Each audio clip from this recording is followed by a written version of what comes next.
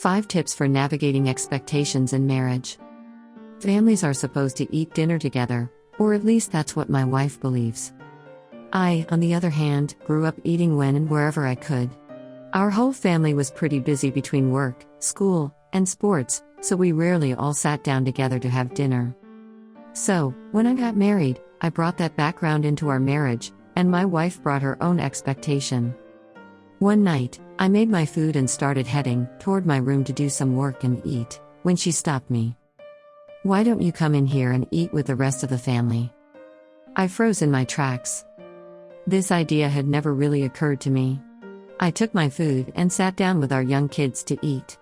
It was a bit weird for me, because I normally eat so fast and then move on to something else, but I could tell this was important to my wife, so I hung around. Now, I have no idea how long my wife had wanted to ask me to eat with them. I have no idea how long she was holding in frustration or even resentment. I had no idea about any of this, and that's the point. We all come into marriages with different backgrounds and experiences. This leads us to having expectations that we view as normal, but might be completely foreign to our spouse. If you aren't careful, you might find these hidden expectations, leading to all types of fights and problems. The sooner you figure this out, the better, so I'm going to share 5 tips for dealing with expectations, and a few areas where these expectations will pop up. Let's start off with looking at some of the common areas our expectations pop up and can cause chaos. First, there is the day-to-day living. We all have ideas of what a husband or wife should do, or what a family should look like. Some women believe that the husband should take out the trash and mow the yard, and some husbands believe women should stay home, cook, and take care of children. Most often, people's expectations come from what they saw in their own family, so if the husband took out the trash, that's the norm. Families have changed so much in the past 50 years, so it's made everyone's expectations so different.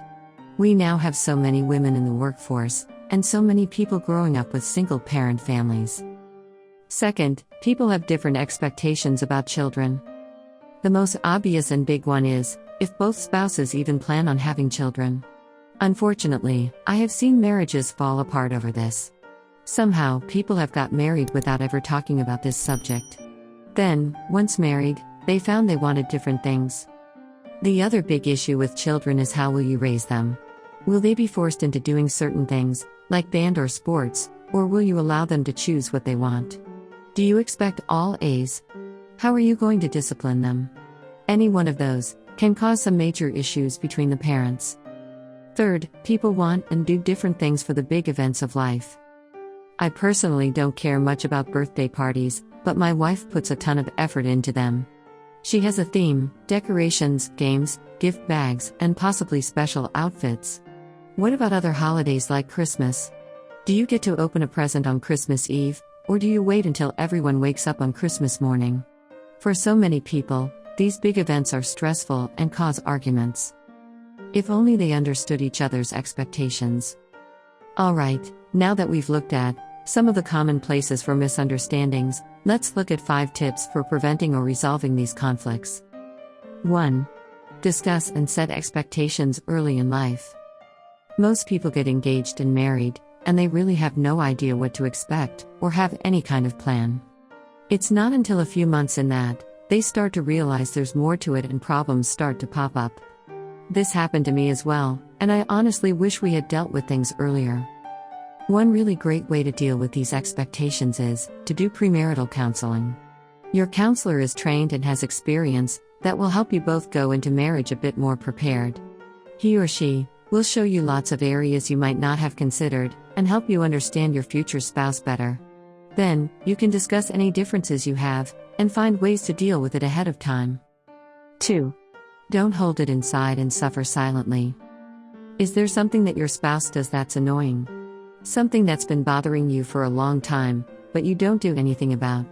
I think we all have something we hold in. Eventually, though, it comes out, and it's usually in a burst of anger.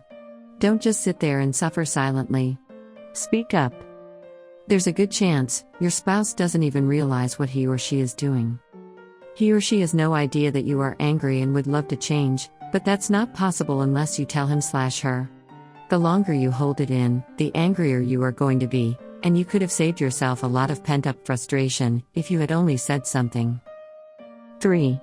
Communicate before getting angry. Now, just because you told your spouse about the issue, doesn't mean things are going to be fixed instantly and forever. Things take time and people make mistakes. If your spouse does something to bother you, try communicating with him or her before you get angry. Again, it might just be a misunderstanding, or your spouse might not even realize he or she did something wrong. I have a bad habit of leaving my shoes on the floor. As a kid, I always walked in the door and just took off my shoes.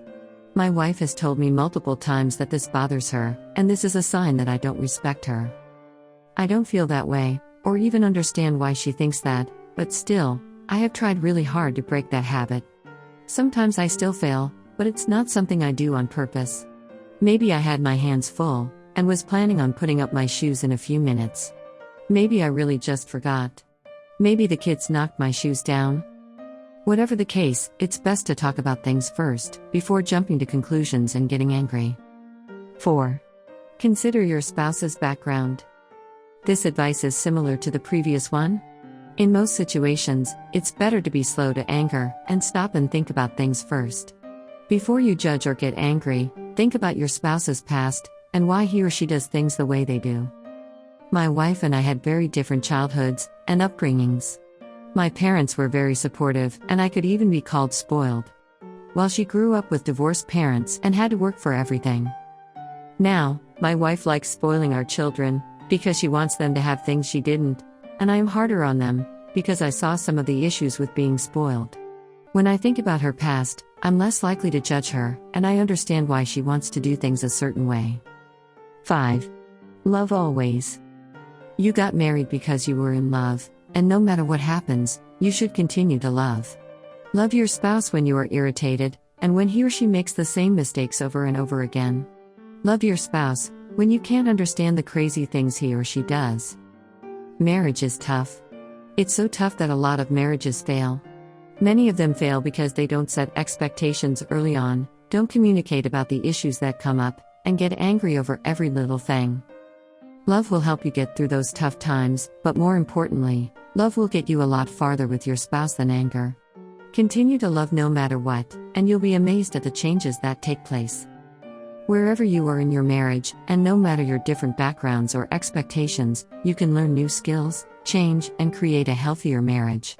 Try out some of these tips and see how things change. They will make a huge difference.